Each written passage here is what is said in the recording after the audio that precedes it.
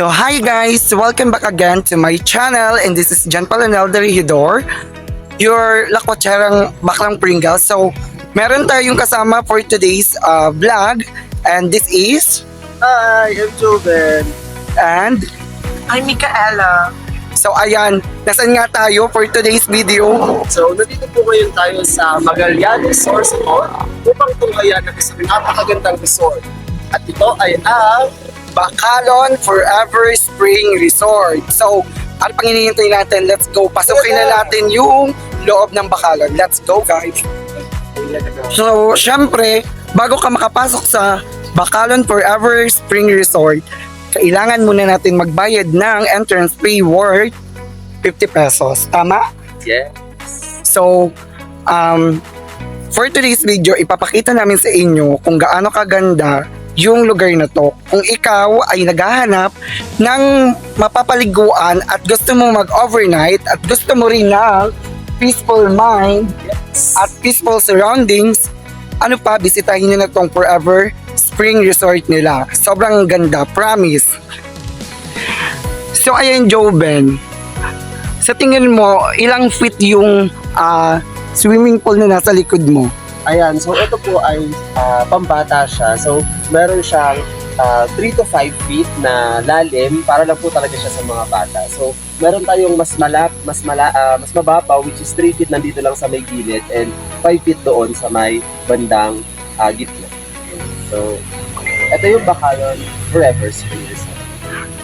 So, syempre, maliban dyan sa swimming pool na yan, meron din ditong another swimming pool na kung saan meron ding sukat o lalim na 5 feet ang taas. So, ngayon, lilibutin natin yung loob ng Bacalon Forever Spring Resort. Let's go! So, let's go guys! G. So, unang-una sa lahat, syempre meron tayo ditong criteria for judging cherries. Ano ba to?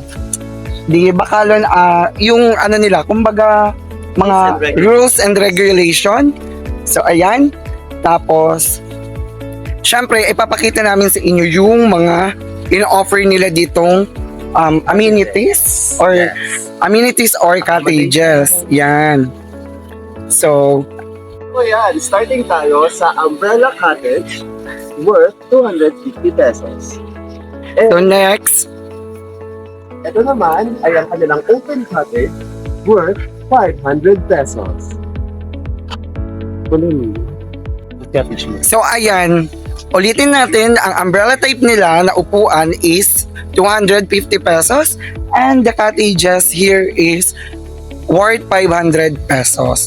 So ayun, so ito yung ganito kaganda yung lugar nila kapag medyo paggabi na. So feeling ko mas maganda pa yung surroundings kapag sobrang dilim.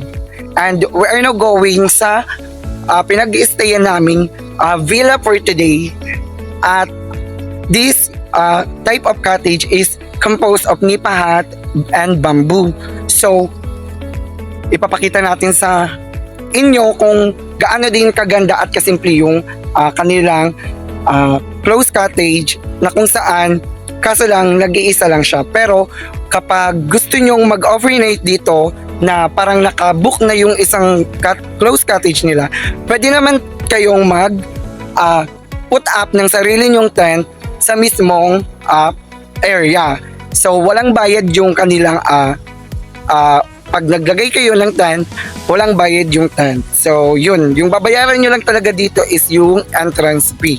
So, let's go. Pasukin natin yung aming tinutuluyan na villa. Yo, meron pa po kami tulog.